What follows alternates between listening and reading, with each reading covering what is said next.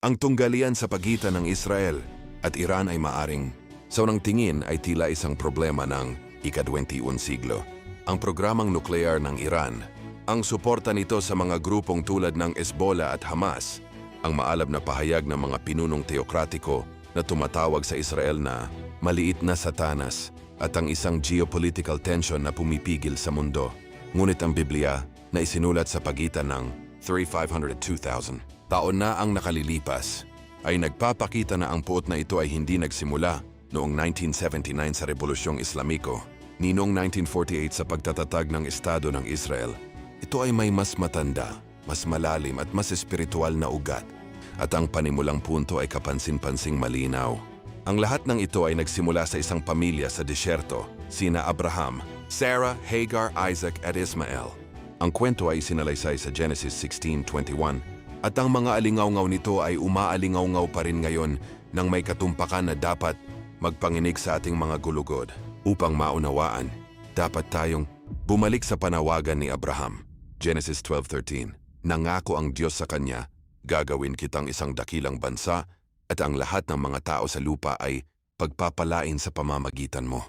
Naniwala si Abraham, ngunit lumipas ang panahon at tumanda ang mag-asawa ng walang anak. Dito nangyari ang unang pagkakamali ng tao na may mga kahihinatnan sa milenyo, ang kakulangan ng pasensya at ganap na pagtitiwala sa banal na pangako.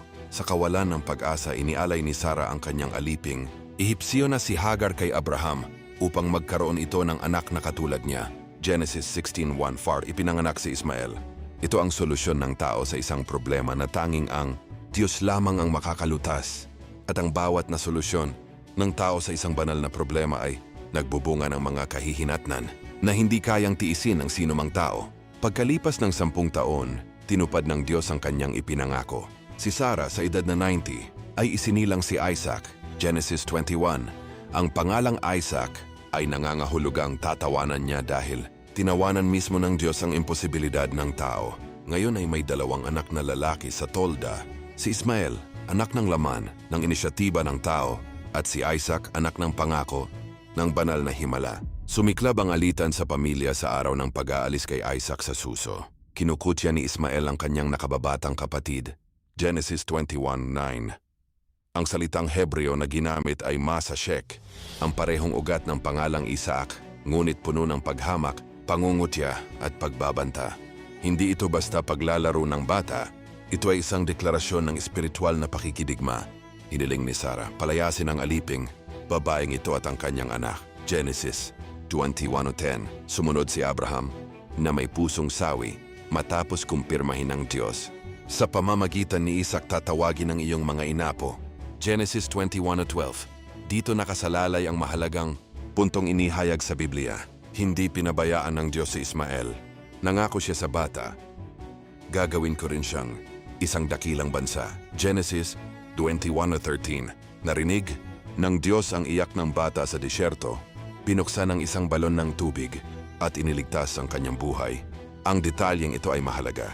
Ang puot na lumilitaw sa pagitan ng mga lahi ay hindi nagmumula sa Diyos. Ito ay nagmumula sa hindi gumagaling na sugat na dinala ni Ismael, na ang pagiging anak na itinakwil, pinalayas at pinatalsik.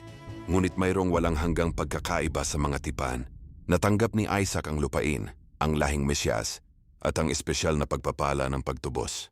Natanggap ni Ismael ang isang pagpapala, ngunit mayroon ding propesya tungkol sa kanyang karakter at kapalaran. Siya ay magiging parang mabangis na hayop. Ang kanyang kamay ay magiging laban sa lahat, at ang kamay ng lahat ay laban sa kanya, at siya ay mananahan sa puot laban sa lahat ng kanyang mga kapatid. Genesis 16:1. Hindi ito isang arbitraryong sumpa. Ito ay isang propetikong paglalarawan ng Espiritu na magmamarka sa marami sa kanyang mga inapo. Matinding kalayaan, patuloy na tunggalian at paglaban sa autoridad. Ang tunggalian sa pagitan ng 2 lahi ay hindi lamang magiging pampulitika o kultural. Ito ay magiging isang espiritual na katotohanan hanggang sa katapusan ng panahon. Isa pang detalyeng nagpapakita ay lumilitaw sa Genesis 25:9. Nang mamatay si Abraham, inilibing siya ni Isaac at Ismael nang magkasama sa Mishpael.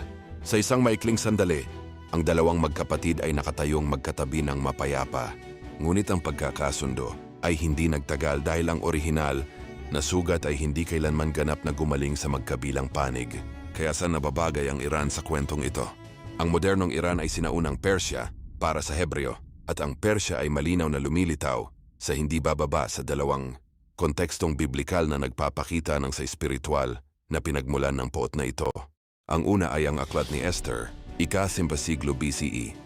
Sa Persya ni Haring Ahasuerus, na kinilala ng maraming historiador bilang Xerxes Waneri ay lumilitaw si Haman Lagagagit. Hindi lamang niya kinamumuhian ng Hudyong si Mordecai. Iniutos niya ang ganap na paglipol sa buong bayang Hudyo. Bakit ganoon? Kawalang katwirang poot? Si Haman ay isang inapo ni Agag, hari ng Amalek. Exodo 17:81. Ang Amalek ang unang mga taong sumalakay sa Israel. Pagkatapos ng Exodo mula sa likuran, na pinili ang pinakamahina at pinakapagod. Ito ang tinawag ng Diyos na kasuklam-suklam na kaduwagan. Deuteronomio 25:17. Bilang tugon, ipinahayag ng Diyos na yung Panginoon ay makikipagdigma laban sa Amalek sa bawat henerasyon. Exodo 17:16. Inutusan si Haring Saul na ganap na lipulin ang Amalek, ngunit hindi niya pinabayaan si Haring Agag at ang pagsuway na ito ay nagdulot sa kanya ng kanyang kaharian. Pagkalipas ng ilang siglo, muling lumitaw ang inapo ng Agag na iyon sa Persya upang subukang tapusin ang nasimulan. Sa Persya, ang kasalukuyang Iran, ang diwa ng matinding poot laban sa mga Hudyo, ay muling nagpakita ng sarili na may bagong mukha, isang bagong konteksto ngunit ang parehong espiritu. Gayunpaman, muling binaligtad ng Diyos ang sitwasyon. Ang mga Hudyo ay naligtas. Si Haman ay ibinitin sa bitayan na inihanda niya para kay Mordecai at ang kanyang pamilya ay nawasak. Ang aklat ni Esther ay nagtuturo ng isang katotohanan na tumatatak sa buong panahon. Sinumang magtaas ng kamay laban sa bayan ng Diyos ay sa huli ay malilipol ng bitag na kanilang inilagay. Ang pangalawang konteksto ay mas kapansin-pansin. Sa Ezekiel 38:9 na isinulat noong bandang 70 AD, inilarawan ng Diyos ang isang digmaan sa huling araw na tinatawag na Gog ng Magog sa mga kaalyado ni Gog. Ang pinuno ng koalisyong ito ay tahasang Persya. Sinasabi ng Ezekiel 38:5 na kasama ang Ethiopia at Libya, ang koalisyong ito ay aatake sa isang naibalik na Israel sa mga huling araw kapag ang mga Hudyo ay bumalik mula sa mga bansa patungo sa kanilang lupain. Nangyari na ito noong 1948 at patuloy na nangyayari. Ang nagpapaiba sa propesiyang ito ay sa loob ng mahigit 300 taon matapos isulat ni Ezekiel ang kanyang mga salita, ang Persya ay nakipag-alyansa sa Israel. Si Haring Ciro na dakila ang nagpalaya sa mga Hudyo mula sa pagkabihag sa Babylonia noong 38 BC. Si Jesse ay tinawag pang ang malayo sa Diyos sa Isaiah 44:28 at 45:1, isang natatanging karangalan na ipinagkaloob sa isang paganong hari. At sa ilalim ng Persya muling itinayo ang templo sa paglipas ng mga siglo, kaya tila imposible para sa Persya na maging kaaway ng Israel. Ngunit sinabi ng propesya na mangyayari ito at nangyari nga. Hindi sinasabi ng teksto ng Ezekiel na wawasakin ng Israel ang koalisyong ito sa pamamagitan ng puwersang militar. Sinasabi nito na ang Diyos ay makikialam sa pamamagitan ng supernatural na paraan. Lindol, apoy, asupre, kaguluhan sa mga tropa ng kaaway. Ezekiel 38:9-22. Ang labanan ng Gog at Magog ay hindi mananalo ng mga tangke o missile. Ito ay mapapanalunan ng parehong Diyos na naghati sa dagat na pula. Bakit ang Iran, na sa kasaysayan ay napakapabor sa mga Hudyo sa ilalim ni Ciro, ngayon ay nagkikimkim ng ganitong matinding poot? Ang Biblia ay nagbibigay ng balangkas para sa pag-unawa. Nang lumitaw ang Islam noong ika-0 siglo at sinakop ang Persya noong 651 CE, ang sinaunang imperyong Persyano ay nag-ampon ng isang pananaw sa mundo sa radikal nitong interpretasyong Shiite na laganap sa kasalukuyang Iran na tinitingnan ang pagkakaroon ng Israel bilang isang direktang balakid sa pagdating ng Mahdi, ang Islamikong Mesiyas ng tradisyong Shiite. Kaya ang pagkawasak ng Israel ay hindi pampolitika. Ito ay eskatolohikal, relihiyoso at ang katuparan ng isang doktrina. Literal na binago ng rehimeng Iranian ang espiritu ng Aman tungo sa patakaran ng Estado. Ang kamatayan sa Israel ay hindi lamang retorika. Ito ay isang doktrina. Kaya ang sinubukang gawin ni Aman sa isang bitayan sa Persya, sinusubukang gawin ng rehimeng Iranian sa pamamagitan ng mga drone, mga ballistic missile at mga armadong puwersa. Nagbabago ang tanawin, nananatili ang espiritu. Gayunpaman ang Biblia ay hindi nagtatapos sa kadilimang ito. Nagtatapos ito sa pag-asa. Nangako rin ng Diyos na pagpapalain si Ismael. At ang pangakong iyon ay hindi kailanman binawi. Sa Isaiah 19, isa sa mga pinakakagulat-gulat na propesiya sa buong kasulatan, inilalarawan ng Diyos ang isang panahon sa hinaharap kung kailan ang Ehipto, ang Assyria at ang Israel ay sasambahin ang Panginoon ng magkasama at tatawagin sila ng Diyos na aking bayan, ang gawa ng aking mga kamay at aking mana. Ang pagkakasundo ay hindi imposible. Nasusulat. Sa Zacarias 12-10, makikita natin na balang araw ay titingnan ng Israel ang Mesyas na kanilang tinusok at magluluksa, sa wakas ay kikilalanin ang kanilang tinanggihan.